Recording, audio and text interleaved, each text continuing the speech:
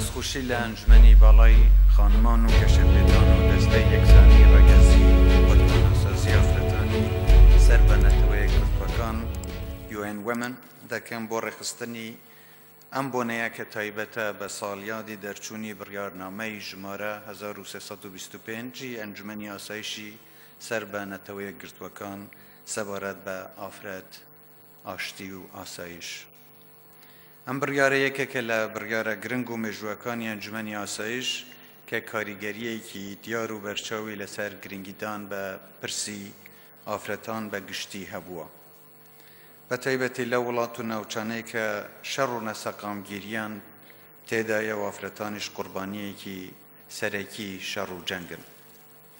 ئامانجی سەرەکی لە پشت دەرچوونی ئەم بڕیارە بەرەنگاربوونەوە و نەهێشتنی توندوتیژیە دژی ئافرەتان لە کاتی شەڕ و جەنگدا و هەروەها برەودانە بە بەشداری ئافرەتان لە چەسپاندنی ئاشتی و کارەکردنی ڕۆڵیانە لە بڕیاری سیاسی و دەستهەڵاتدا.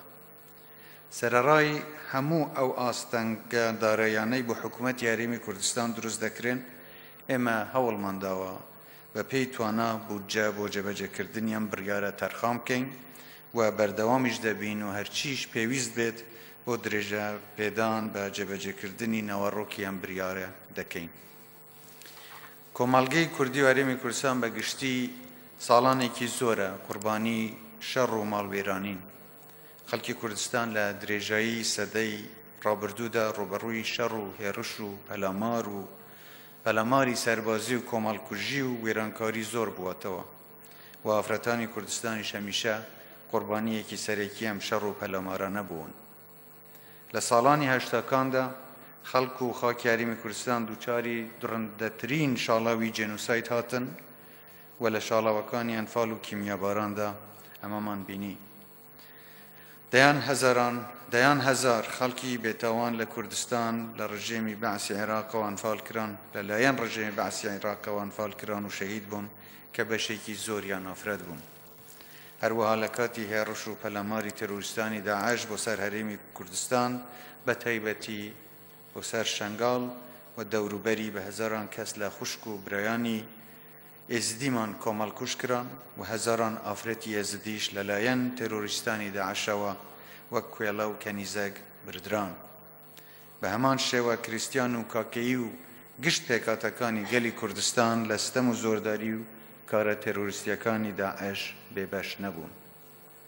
لە دوای ئازادکردنی شەنگاڵ و دەوروبەری لە دەست تەرۆریستانی داعش لەلایەن هێزی پێشمەرگی کوردستانەوە بە سەرۆکایەتی جەنابی سەرۆک مەسعود بارزانی پرۆسەیەکی بەرفراوانی ئازادکردنی ئافرەتانی ڕفێندراوی ئێزدی لە دەست تەرۆریستانی داعش لەلایەن حکوومەتی هەرێمی کوردستانەوە دەستی پێکرد کە خۆشبەختانە تا ئێستا ژمارەیەکی زۆریان ئازاد کراون و هەوڵەکانیش بەردەوامن بۆ ئازادکردنی ئەوانەی ماون.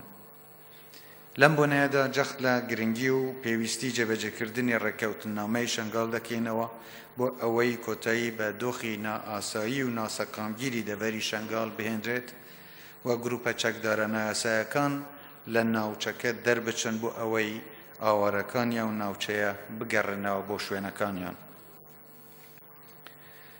سەرەڕای ئەو هەموو کارەسات و کۆمەڵکوژیانەی لە دژی گەلی کوردستان ئەنجام دراون، هەرێمی کوردستان هەمیشە پەناگەیەکی ئارام بووە بۆ هەموو ئەوانەی لە دەست تیرۆر و شەڕ و توند و تیژی لە ناوچەکانی تری عێراق پەنایان بۆ کوردستان هێناوە و لێرەش بەو پەڕی خۆشەویستیەوە میوانداری کران کە ئەمڕۆژ سەدان هەزار ئاوارە و پەنابەر لە پێکاتە جیاوازەکانەوە بە ئاشتی و ئارامی لە هەرێمی کوردستان دەژین.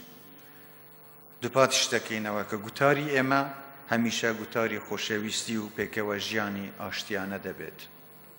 بەڕێزان، ئافرەتانی کوردستان هەمیشە ڕۆڵێکی دیار و پێشەنگیان لە مێژووی گەلەکەماندا هەبووە و لە هەندێک قۆناغ و شوێندا ڕۆلی سەرکردایەتیان بینیوە و لە قۆناغە سەختەکانی خەباتی ڕزگاری خوازی گەلی کوردستانیشدا بەشداریەکی کارایان لە شۆڕش و ڕاپەڕینەکاندا کردووە کە ماوەی شانازیمانە. لە دوای سەرهەڵدانی ئاداری 1991 و پێکهێنانی پەرلەمان و حکوومەتی هەرێمی کوردستان ڕۆلی بەشداری ئافرەتانی کوردستان لە پرۆسەی سیاسی و حکومڕانیدا زیاتر پەرەیسەند و ئێستا بەشداری ئافرەتان لە پرۆسەی سیاسی و بەڕێوەبردندا ڕۆڵێکی گرنگ و دیارە.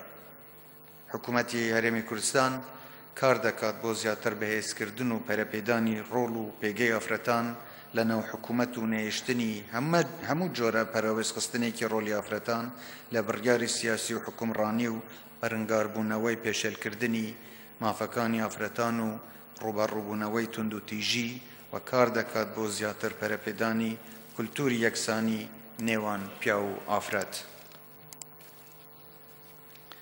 ئێمە لە ئاستی هەرێمی کوردستان بەردەوام دەبین لە درێژە پێدان بە سیاسەتی ڕەخساندنی زەمینەیەکی لەبار بۆ ئافرەتانی کوردستان بۆ ئەوەی بتوانن بە شێوەیەکی یەکسان لە دەوڵەتسازی و بنیاتنان و ئاوەدانکردنەوە و گەشەسەندنی کوردستاندا بەشدار بن. لەسەر ڕاستی خۆجێیش کار لەسەر بەرزکردنەوەی تواناکانیان دەکەین بۆ ئەوەی بە شێوەیەکی کاریگەرتر و زیاتر لە بەڕێوەبردنی دامەزراوەکاندا بەشدار بن. هەروەها لەگەڵ لایەنی ناوخۆیی و دەرەکیەکان هەماهەنگی دەکەین بۆ گەیاندنی دەنگی ئافرەتانی ناوچە کوردستانیەکانی دەرەوەی ئیدارەی هەرێمی کوردستان بە تایبەتی قوربانیانی دەستی تێرۆریستانی داعش کە دەنگیان ببیسترێت و هاوکات دەرفەتیشیان بۆ دەڕەخسێنین کە خۆشیان لە پرۆسەکەدا بەشدار بن. ئێمە لە هەرێمی کوردستاندا وەک کیانێکی فدرالی لە چوارچێوەی عێراقدا پابەندین بە جێبەجێکردنی بڕیاری 1325 و لەم چوارچێوەشدا ئەوەی دەکەوێتە ئەستومان کار بۆ جێبەجێکردنی دەکەین. بەڵام جێبەجێکردنیان بڕیارە بەرپرسیارەتەیەکی هاوبەشە و پێویستی بە هاوکاری و هەماهەنگی و یەکخستنی هەوڵەکانی هەموو لایەکمانە. دووبارە پیرۆزبایی ئەم یادەتان لێ دەکەم و ئافرەتانی کوردستان دڵنیا دەکەمەوە کە هەمیشە پاڵپشت و پشتیوانی مافە ڕەوایەکانیان دەبم بۆ ئەوەی بە پێی توانا و لێهاتووی خۆیانەوە ڕۆڵ و پێگەی شایستەی خۆیان هەبێت لە هەموو کایەکانی کۆمەڵگەدا. هەر شاد و سەرفەراز بن.